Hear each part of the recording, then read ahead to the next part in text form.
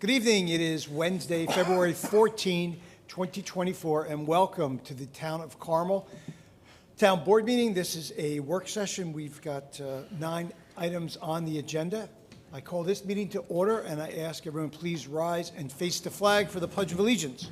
I pledge allegiance to the flag of the United States of America and to the republic for which it stands, one nation, under God, indivisible, liberty and justice for all. If we could just remain standing for a moment of silence for our men and women in uniform and our first responders and all those Valentines.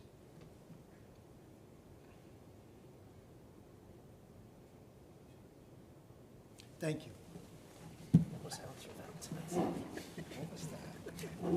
It's Valentine's Day. We'll talk about that later. So, public comment? Okay, if there's That's a no first. What? That's a first. Yeah, if there's no one that wishes to get up, we'll move on to the agenda. So, first of all, I remind the town board to review the minutes from January 3rd and January 17th that Alice Daly has provided to you from our board minutes. The first item is our Highway Superintendent, Michael Stern. Consider request to dispose of equipment, trucks number 46 International Dump and truck 47 International Dump. Sir? Good evening, how are you? Good, how are you? Good, thank you. Pretty straightforward tonight. We have 2 trucks that have outlived their useful life. They have served the town well, and you could see that they're 2004 and 2005.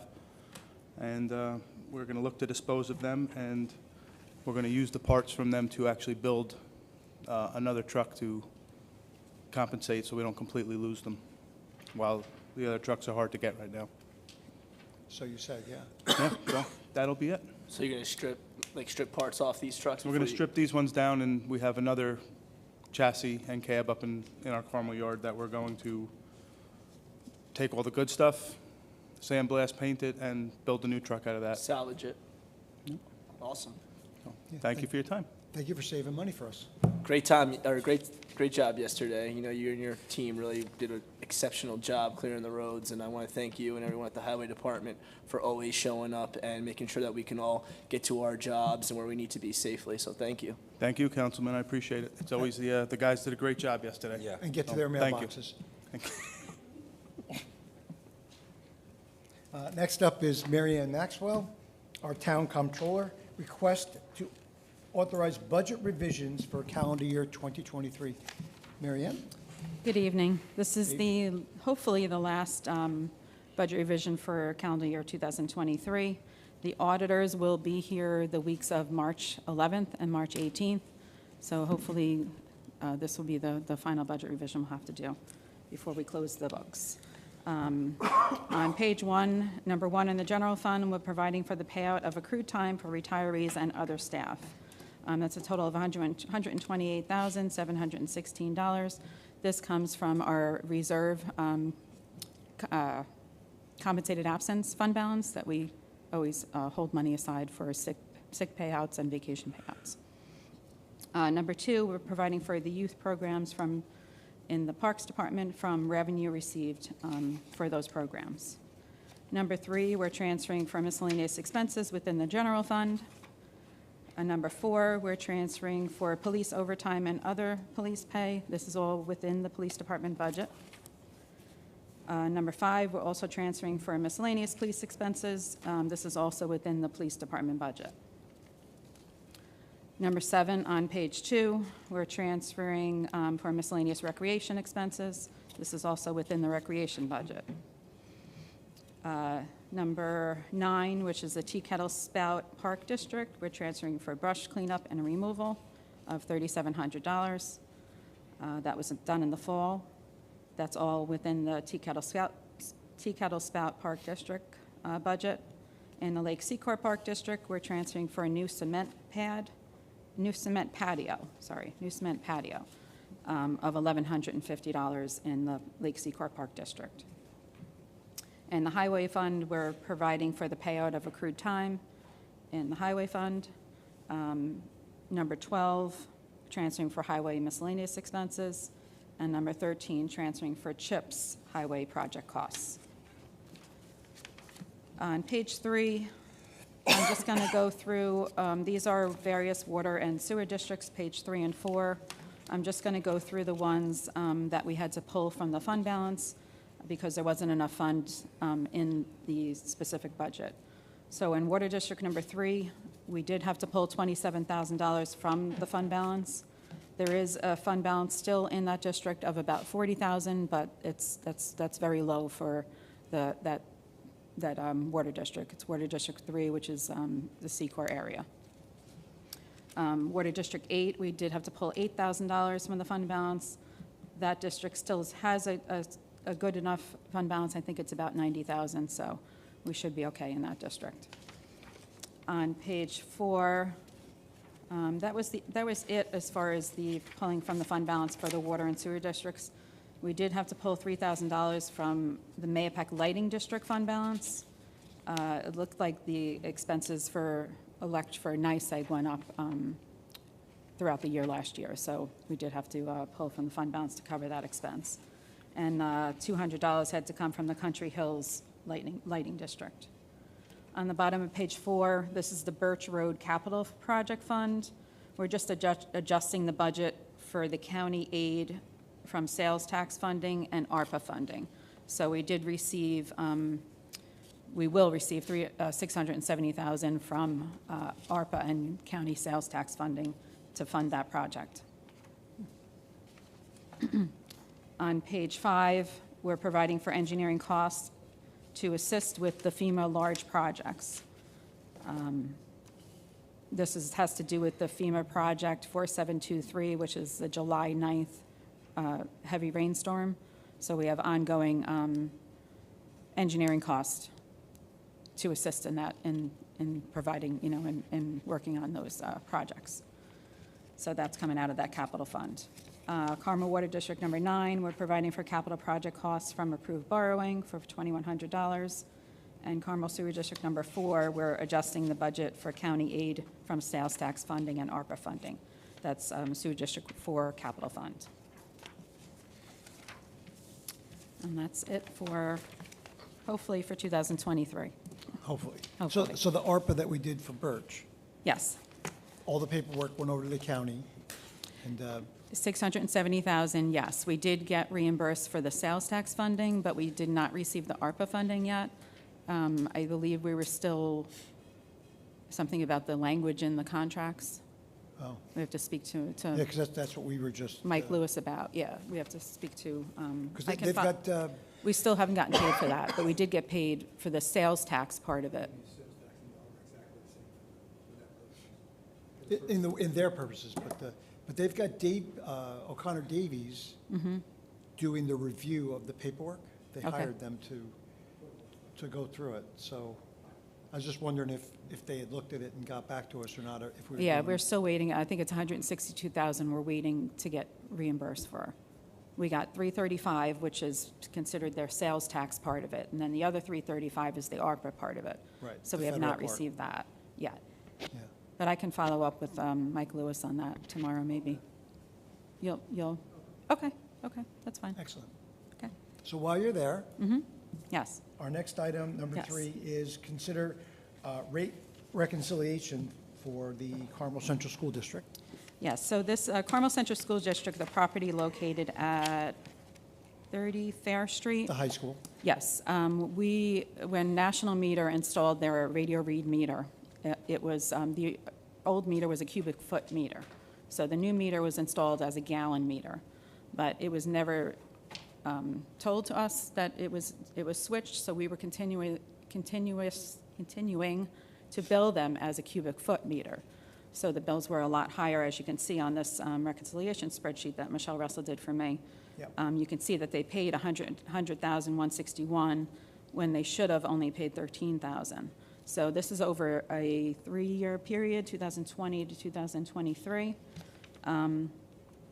We did have, I looked at the revenue, and we have excess revenue over these years totaling over 160,000. So in 2021, 2022, and 23, we did have excess, revenue. So it's not like the water district is out these funds by reimburse them. It's It was basically. just extra.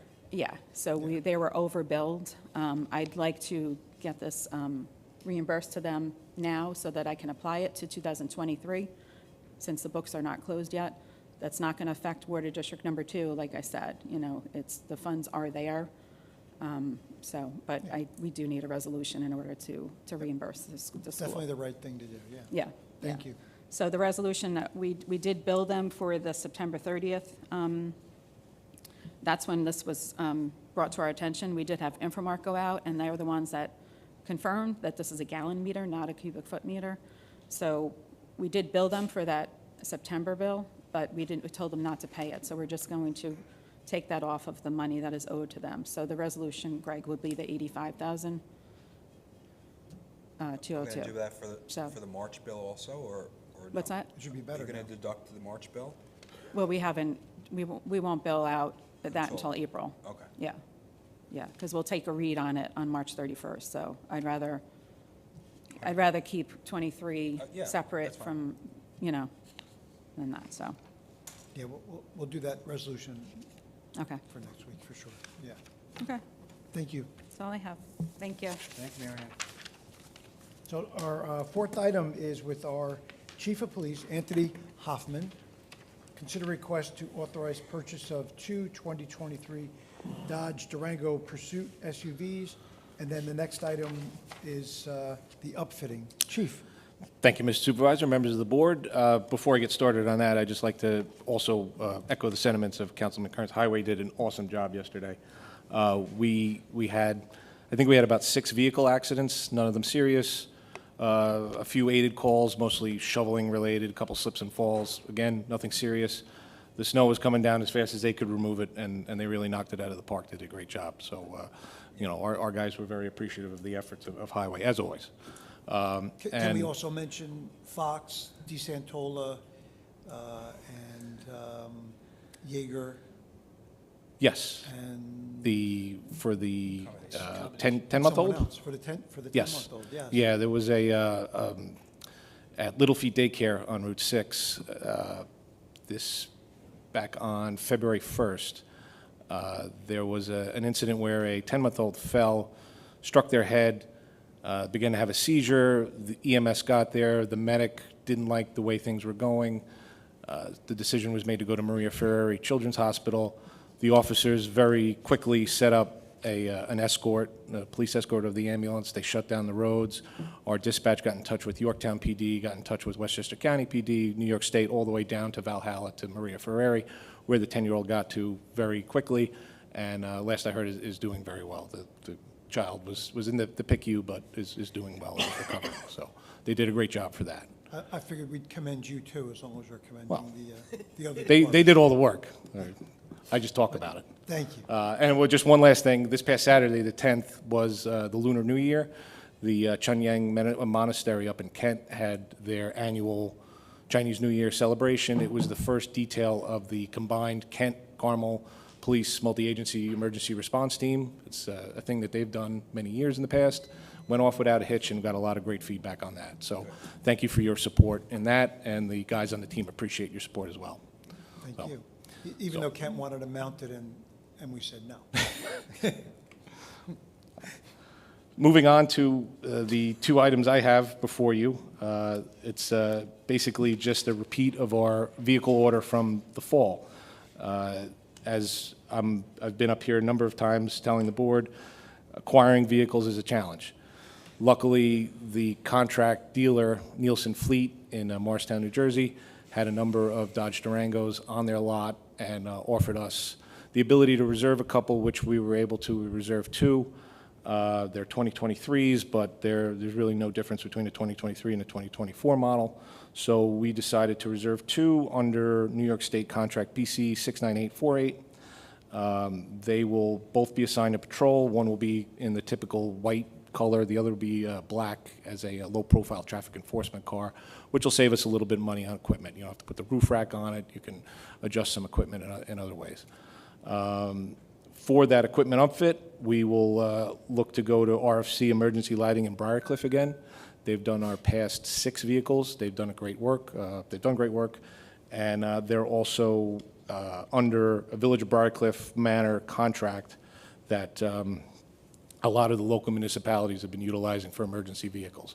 So this is not any different than last year's vehicle order. I would request on the first resolution that we purchase the 2 2023 Dodge Durango Pursuit SUV vehicles from Nielsen Fleet of Morristown, New Jersey, under that New York State contract for a total cost of $108,594. That's $54,477 per vehicle. And the second would be for the equipment and the upfit for both of these Dodge Durangos at a total cost not to exceed $38,000. That's rounded up because there's some unknown estimated freight costs for the equipment.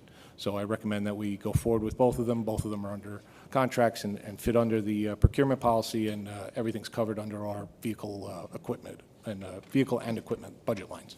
So, thank you. And you said these guys had the sirens and all the things Yes. in stock, which is, Stock adjacent. The lead times are coming down, but it's still, we're looking at, if we order them now, hopefully we have them out on the road by April or May. So, Chief, your memo says this is funded through this year's vehicle line. yes, that's correct. 2024? Yeah. Did we use up 2023? We bought how many vehicles last year? We bought 3 altogether. We were 2 Durangos and a Tahoe for the K-9 unit. One Yeah. from the year before. So as Mary Ann was saying, the Comptroller Maxwell was saying that we are carrying some money over from last year just to cover the upfit, because we're still waiting on some of the upfit. The K-9 vehicle's taking a little bit longer with all the specialized equipment that needs. So, Left in this line after this purchase. 23 line, we're going to carry that over to 24 to upfit the ones that just came in, right? yes, that's correct. Okay. So, any other questions? perfect, thank you. Thank you. All right, our 6th item is a bond return.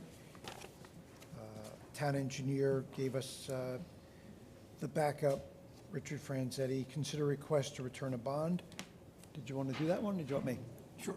It's, this is Zacon Enterprises, and they had originally had a $242,000 bond. It was reduced to $98,000 back in 2023. They've come for an application for a complete release.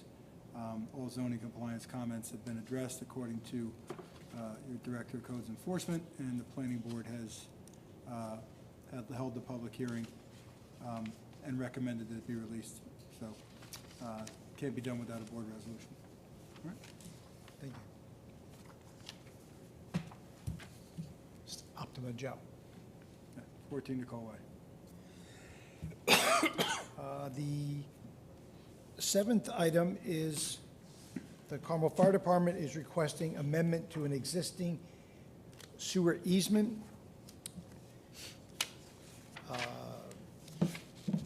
The letter from Hogan and Rossi and Ligori, attorneys at law representing the fire department, in connection with the waiver of the site plan approval recently granted by the Carmel Planning Board to the Carmel Fire Department.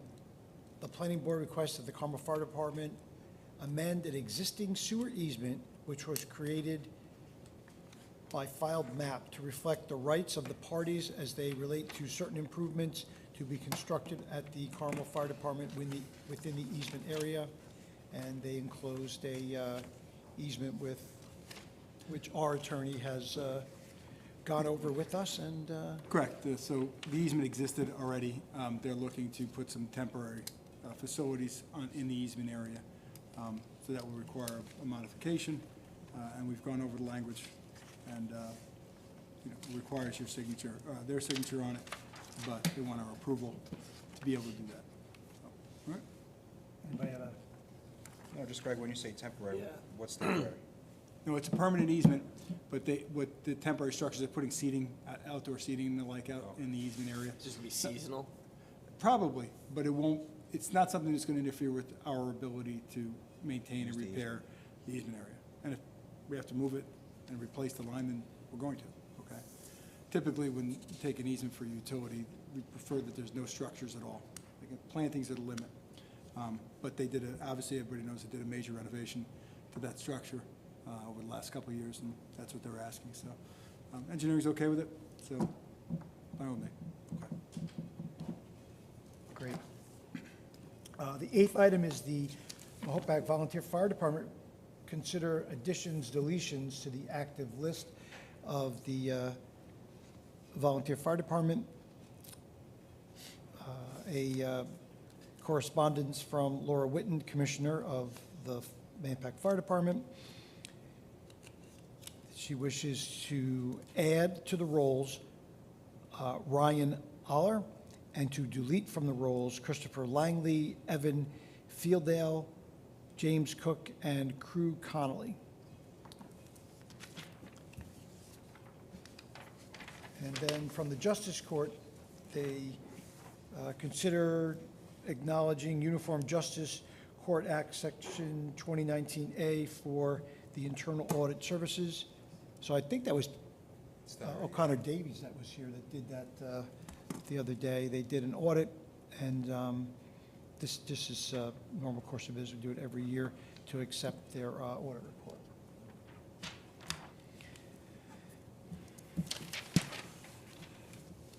So announcements, anybody have anything? No? Well, thank you, everybody, for coming, and we will see you on the 21st. Have a good night. Motion to adjourn. Motion to adjourn? Yeah, motion to adjourn. Second. All right, all in favor? Aye. All right, now we'll see you on the 21st. Good night.